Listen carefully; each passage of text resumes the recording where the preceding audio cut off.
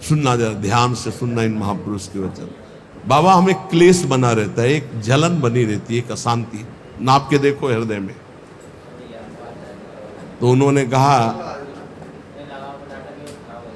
कि राम भजन बिनु सुनहु खगेसा, मिटहि न जीवन केर कलेशा। जैसे पहला ग्रास पाते हैं तो भूख उतनी एक ग्रास की जैसी मिटती है, पर अनुभव में नहीं आती। फिर हम ग्रास पे ग्रास पाते चले जाते हैं, और जब अंतिम ग्रास की स्थिति होती है तब जाके तृप्ति का अनुभव होता है। ऐसे ही उपासक जब पहला भजन शुरू हुआ तो जलन बढ़ती है। ध्यान देना, अगर उसी समय एक कवल पवा करके रोक दिया जाए तो उसको कोई तृप्ति नहीं होगी, और परेशानी ऊपर से चित्त में हो जाएगी कि नहीं पा रहा था तो अच्छा था, अब पा रहा था तो भर पेट पाना। ऐसे ही अभी तक भजन नहीं करके विषयों में डूबे थे तो भूले हुए थे, लेकिन अब भजन शुरू किया तो अब जलन शुरू होगी। इतना नाम जप करो कि पेट भर जाए, तब जाके स्वाद आएगा। जिस दिन से भजन शुरू किया उस दिन से भव रोग नष्ट होना प्रारंभ हो गया। व्यर्थ नहीं जाएगा, पर उस नाम का, अंतिम नाम का, जिस समय भगवत साक्षात्कार होगा उसका इंतजार करते हुए नाम जपते रहो, हर कवल खाते रहो। पेट भर रहा है, फिर जब यहाँ आओगे तब पता खीर कैसी है, पुआ कैसा है, पकौड़ी कैसी है, कचौड़ी उसका स्वाद तब आएगा जब आपका पेट भरने लगेगा। जन्म जन्म के भूखे हो, इसलिए नाम में स्वाद नहीं आ रहा, बिना स्वाद के पाते रहो, यही तुम्हारी अशांति को नष्ट कर देगा। राम भजन बिनु सुनो खगेसा, मिटहि न जीवन केर कलेश। एक एक श्वास में जो तुम नाम जप कर रहे हो, मानो एक एक ग्रास भोजन कर रहे हो, वो तुष्टि पुष्टि क्षुधा निवृत्ति होती चली जाएगी, पर पता चलेगा तब जब आप पेट भर जाएगा। ऐसे ही जब भजन एकत्रित हो जाएगा तो संसार से वैराग्य स्वरूप का बोध और भगवान से प्रेम तीनों हो जाएंगे, तभी पूरी जलन मिटेगी, जब भगवत साक्षात्कार होगा। महाराज जी तो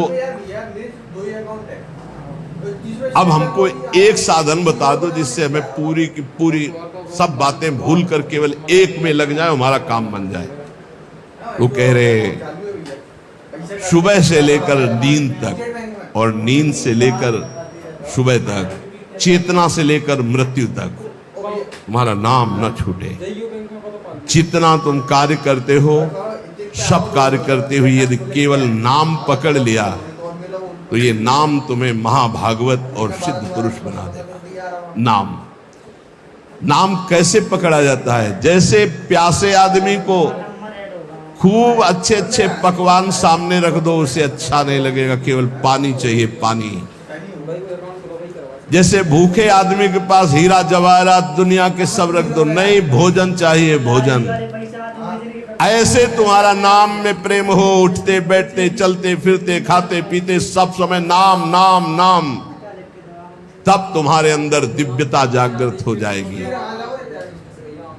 बाबा, नाम से प्रेम नहीं होता, नाम जपने में मन नहीं लगता।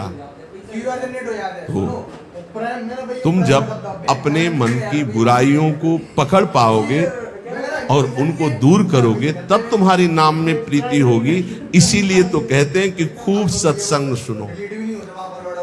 जब तक सत्संग नहीं सुनोगे तो तुम्हें पता ही नहीं चलेगा कि तुम्हारी गलतियां क्या क्या हैं, बुराइयां क्या क्या हैं। सत्संग सुनोगे तो सत्संग से दो बात होती है, अपनी बुराइयों का पता चलता है और उनके त्यागने की बलवृत्ति मिलती है सत्संग से।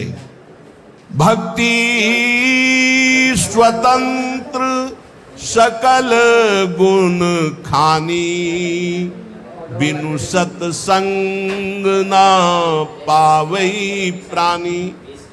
भक्ति, निरंतर भजन इस समस्त गुणों को प्रकाशित कर देता है, पर बिना सत्संग के शुद्ध भक्ति का जागरण नहीं होता। इसलिए सत्संग से हमारे अंदर जो बुराइयां हैं वो समझ में आती हैं। बुराइयों को दूर करने की सामर्थ्य भी सत्संग से आती है।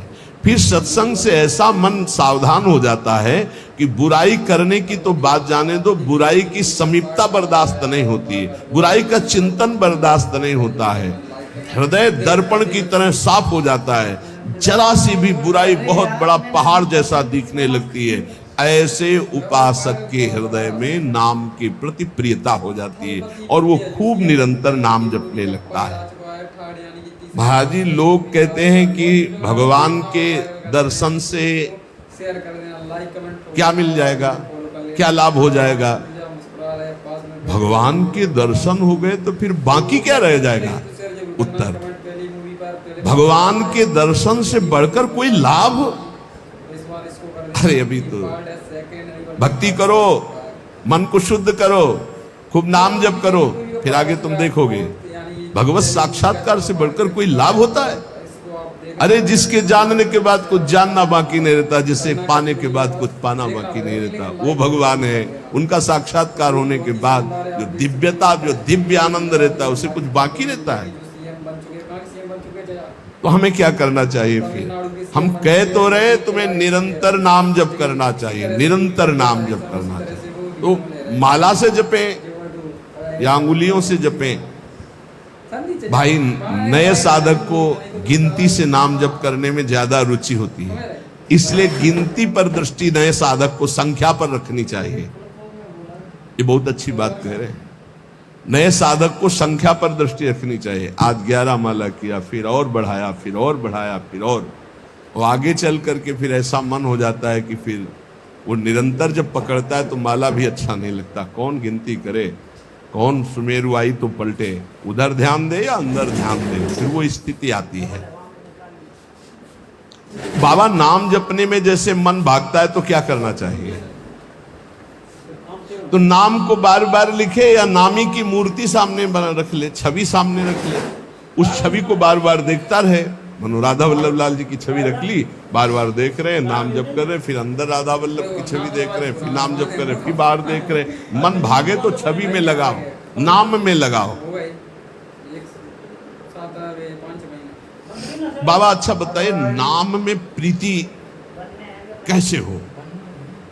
शरीर पवित्र रखो, वस्त्र पवित्र रखो, भोजन पवित्र रखो, संग पवित्र रखो, तो विचार पवित्र होंगे। विचार पवित्र होगा तो फिर ये समझ में आ जाएगा कि नाम के बराबर कोई साधना नहीं है। नाम जपने के बराबर कोई साधना नहीं। जो नाम जप करता है उसके लौकिक और पारलौकिक सारी कामनाएं पूर्ण हो जाती है और उसको मोक्ष पदवी मिल जाती है। यदि मोक्ष नहीं चाहता तो उसे प्रेम प्राप्त हो जाता है। देखो, जैसे सूर्य नारायण उदय होते ही अंधकार नष्ट हो जाता है, ऐसे नाम का प्रकाश होते ही अज्ञान अंधकार नष्ट हो जाता है। पर ये उन्हीं का होता है जिनकी पवित्र दिनचर्या होती है। शरीर पवित्र रखो, वस्त्र पवित्र रखो, भोजन पवित्र रखो, विचार। आपके विचार अगर गंदे हैं तो फिर नाम कैसे चलेगा अंदर? विचार पवित्र रखो। देखो, हम तो कहते हैं जब प्रातः काल उठो तो खूब नाम जप करो, जब सूर्य उदय हो रहे हो तो खड़े होकर उनका आदर करो, अर्घ दो, दंडवत प्रणाम करो। अरे सूर्य भगवान है, सूर्य नारायण है। ये लोग जो सूर्य उदय हो रहे हैं और सो रहे हैं, उनकी श्री कीर्ति आयु सब धीरे धीरे नष्ट हो रही, वो जान नहीं पा रहे। महाराज जी, कोई कहता है कि ज्ञान श्रेष्ठ है, कोई कहता है भक्ति। अरे बाबा, तुम इन बातों में मत फंसो कि ज्ञान श्रेष्ठ है कि भक्ति श्रेष्ठ है। अरे जिससे संसार का चिंतन छूटे और प्रभु की याद आवे वो श्रेष्ठ है। जो तुम पकड़ पाओ जल्दी करो, नाम जप करो। इसमें मत लगो कि ज्ञान श्रेष्ठ है कि भक्ति श्रेष्ठ है। मर्यादा भगवान के नाम की एक अमोघ है। खूब नाम जप करो। चारों शास्त्र, वेद, पुराण, जितना ज्ञान है सब नाम में भरा हुआ है। तुम जितना नाम जप करोगे उतना आपके हृदय में वो प्रकाशित हो जाएगा।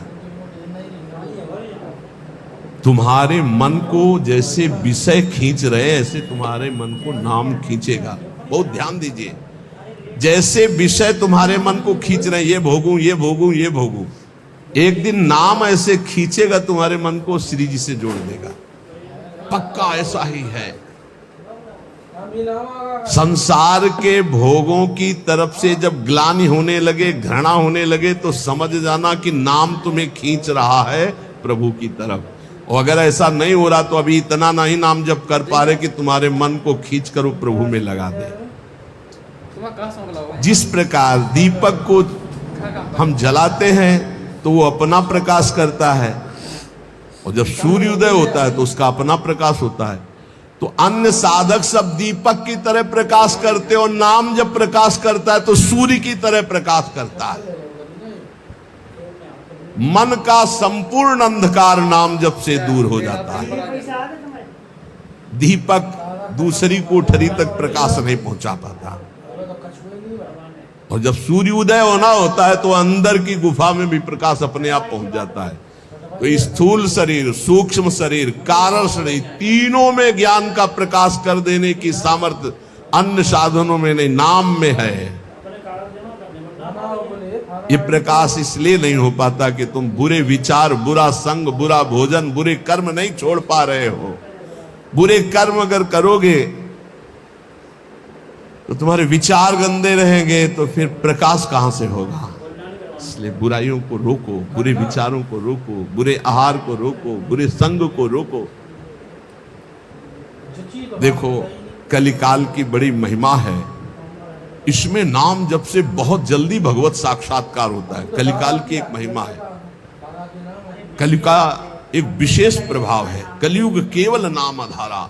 अगर आप नाम जप कर रहे हैं तो इसमें बहुत जल्दी भगवत साक्षात्कार होता है।